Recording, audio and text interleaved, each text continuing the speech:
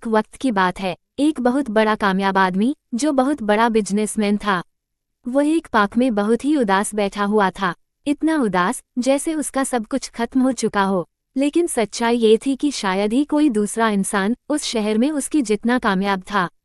और उसके पिता भी पास ही में टहल रहे थे। वो उसे उदास देखकर उसके पास आकर बैठ गए और उससे उदास होने की वजह पूछी। उसने उदास होने की वजह जब अपने पिता को बताई, मुझे लगता है कि हम सबके उदास होने की वजह भी ज्यादातर वही होती है।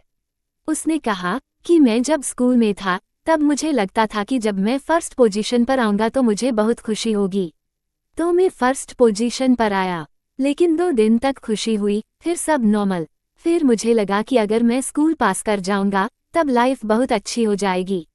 वो भी पास कर गया, फिर भी सब नॉर्मल रहा। उसके बाद लगा ग्रेजुएट हो जाऊंगा, तब लाइफ अच्छी हो जाएगी। ग्रेजुएट भी हो गया, फिर भी लाइफ नॉर्मल। उसके बाद मुझे लगा कि मैं अच्छी नौकरी हासिल कर लूंगा, तब लाइफ अच्छी हो जाएगी। अच्छी नौकरी भी हासिल कर ली, लेकिन 2 दिन की खुशी, फिर सब नॉर्मल। उसके बाद लगा कि शायद सैलरी कम है, अगर सैलरी बढ़ेगी और प्रमोशन मिलेगा तब फैमिली के साथ कहीं घूमने जाऊंगा, तब वो खुशी मिलेगी। लेकिन सैलरी भी बढ़ गई, बिजनेस भी शुरू कर दिया, लेकिन उस तरीके से घूमने जा ही नहीं पाया और फिर बिजनेस को बढ़ाने में उलझ गया। और ऐसी कितनी तरह की खुशियां हैं जिनका मैं सिर्फ इंतजार ही करता रह गया, लेकिन वो कभी आई ही नहीं। और अब ऐसा लगता है कि वो खुशियां शायद कभी आएंगे ही नहीं, क्योंकि इतना सब कुछ मिलने के बाद भी नहीं आई तो आप कहाँ से आएगी।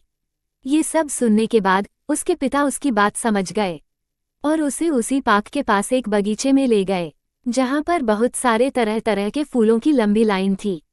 उसके पिता ने उससे कहा कि मैं तुम्हें तुम्हारी बात का जवाब बाद में दूंगा, पहले इधर आओ और एक काम करो। ये जो फूलों की लाइन है, तुम्हें इसके साइड से चलना है और इन फूलों में से सबसे अच्छा दिखने वाला फूल तोड़ कर लाना है। उद्धरण चिन्ह। लेकिन एक शर्त है, इस पूरी लाइन में तुम पीछे मुड़कर नहीं देख सकते हो और ना ही तुम पीछे वापस आ सकते हो, सिर्फ आगे देख सकते हो और आगे ही बढ़ सकते हो। अब उस आदमी ने उन फूलों की लाइन के साइड से चलना शुरू किया। बहुत सारे अच्छे अच्छे फूल उन फूलों की लाइन में लगे हुए थे, अलग अलग कलर के, अलग अलग खुशबू के। तो वो आदमी जब भी किसी फूल को तोड़ने के बारे में सोचता तो उसे लगता कि शायद आगे अभी बहुत लंबी लाइन लगी हुई है, इससे भी सुंदर और इससे भी बढ़िया फूल आगे मिल जाएगा। तो इसलिए वो उस फूल को छोड़कर वहां से आगे बढ़ जाता। अब वो पीछे जा नहीं सकता था और आगे लाइन छोटी होती जा रही थी।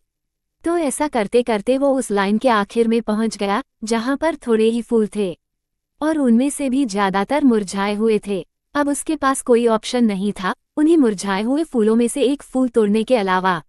तो आखिर में उसने वही किया, उन्हीं मुरझाए हुए फूलों में से उसने एक फूल तोड़कर अपने पिता के पास ले गया और उनको पूरी बात बताई कि पिताजी, मैं लाना तो सबसे अच्छा फूल चाहता था, लेकिन मुझे ये डर था कि अगर मैं शुरू में ही यह समझकर कोई भी फूल तोड़ लूं कि वो सबसे अच्छा फूल है, तो आगे आने वाली इससे भी अच्छे फूल कहीं छूट न जाए।